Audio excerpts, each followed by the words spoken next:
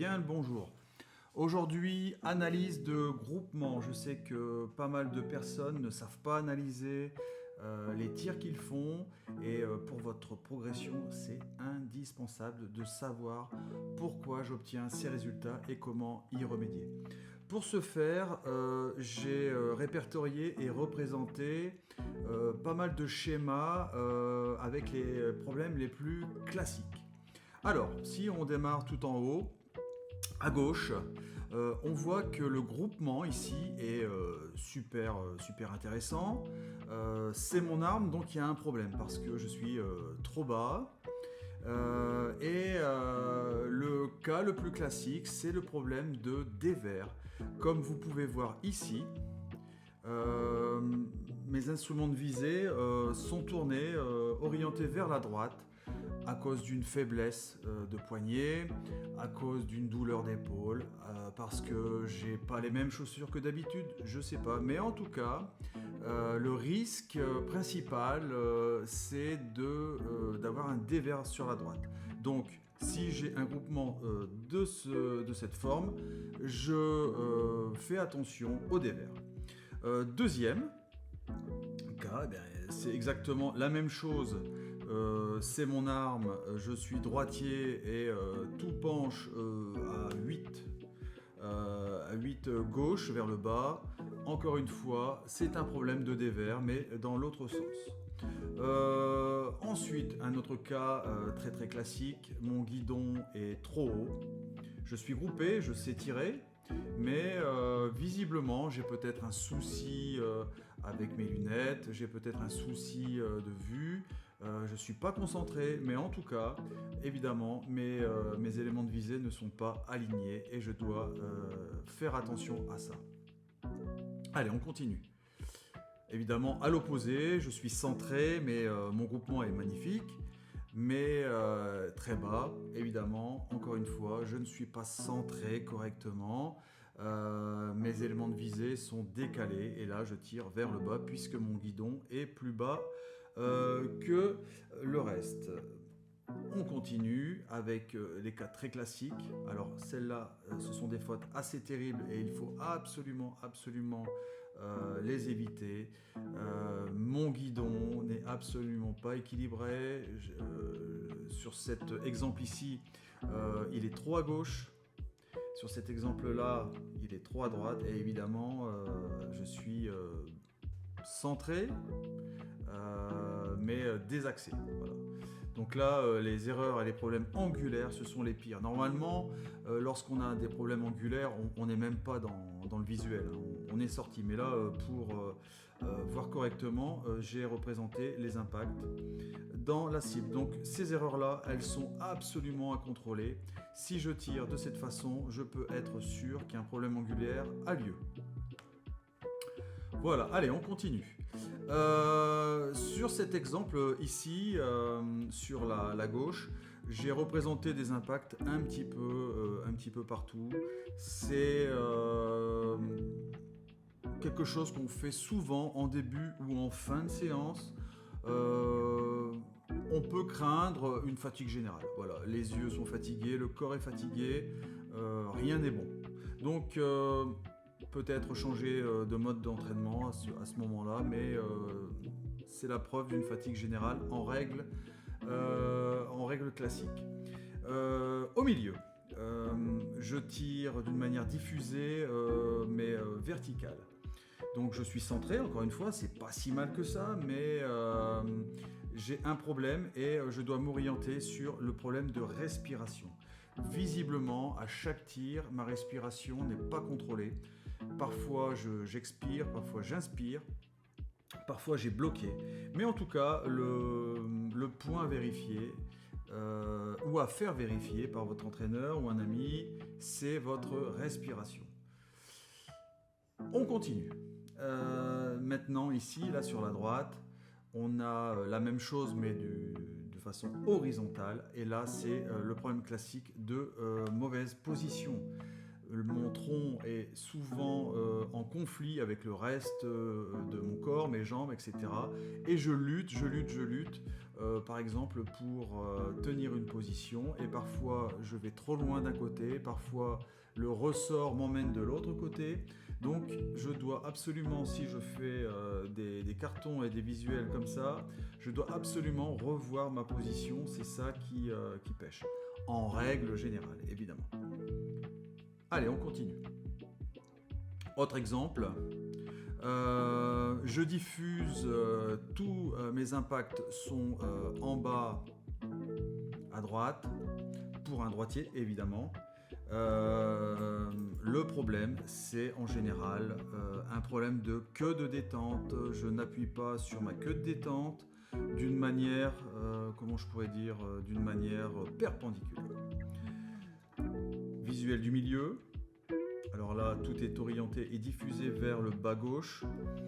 Je m'énerve, je veux absolument lâcher, j'insiste au lieu de reprendre toute ma séquence de tir. Donc je tourne le poignet, j'appuie trop fort, un petit coup de doigt et tout part sur le bas gauche.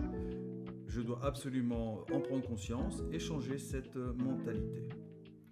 Enfin, pour terminer, le dernier problème, le plus classique, ce qu'on rencontre le plus souvent, je diffuse plus ou moins à droite vers le haut. C'est caractéristique d'une mauvaise prise en main de l'arme.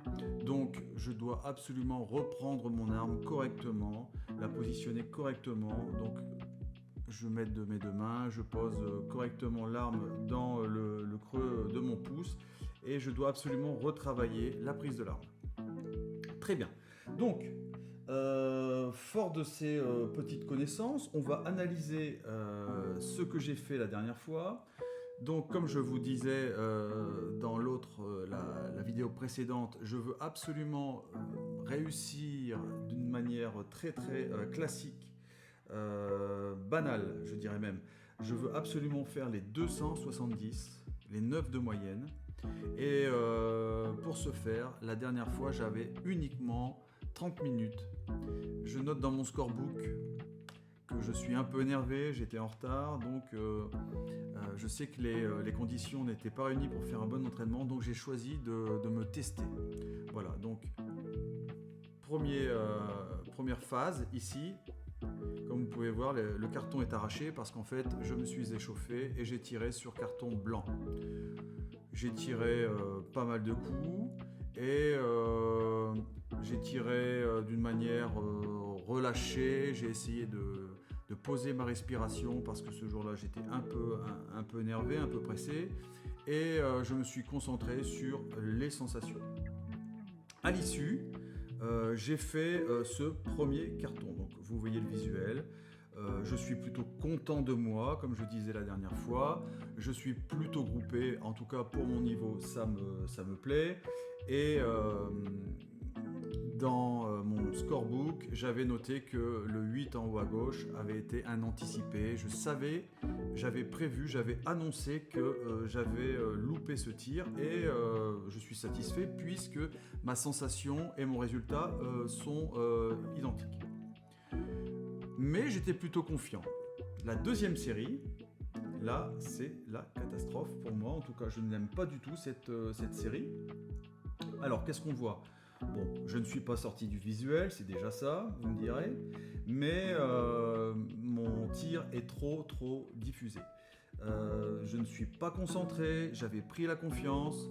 Et donc, je fais deux erreurs. Un lâcher certainement volontaire, j'ai voulu absolument lâcher mon coup au lieu de reprendre toute ma séquence. C'est le 8 ici que vous voyez et pareil, certainement une erreur ici au niveau de mon lâcher. Donc j'essaye d'en prendre conscience et de faire une meilleure série suivante. Série suivante. Tout se passe très bien. J'annonce. Et là, je sens que je mets deux coups de poignet. J'anticipe. Surtout ici. Je ne sais pas pourquoi, c'est le poignet. Donc là, annoncer et vérifier. Ça me permet de me rassurer. Je sais que je dois, dans ma séquence, être en visée encore 1 ou 2 secondes après le lâcher. Ici, je dois avouer que je ne suis pas du tout d'accord avec mon scorebook. Je pensais réellement avoir réussi un bon tir. Donc, je n'ai pas compris mon erreur. Voilà. Mais je suis plutôt satisfait finalement de ce groupement.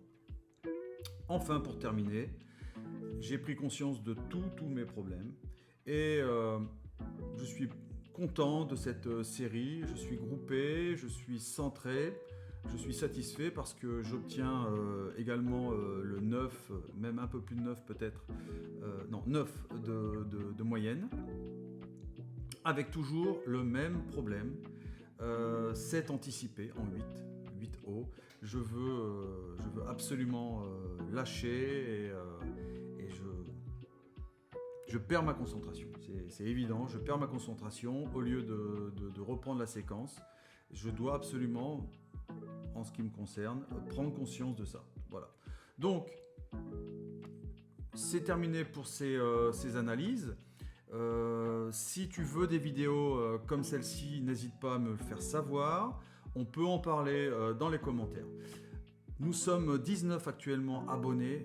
J'aimerais au moins 20 abonnés. Donc si tu regardes cette vidéo, fais-moi plaisir, sois le 20e. Ce serait génial et ça me donnerait pas mal d'énergie pour continuer. Je te donne rendez-vous pour bientôt une vidéo sur le matériel, c'est-à-dire les chaussures. Parce que les chaussures de tir coûtent extrêmement cher et j'ai des alternatives à moins de 50 € à te proposer. Donc n'hésite pas donc à t'abonner, à lâcher un pouce bleu. On se revoit très bientôt. À bientôt, ciao!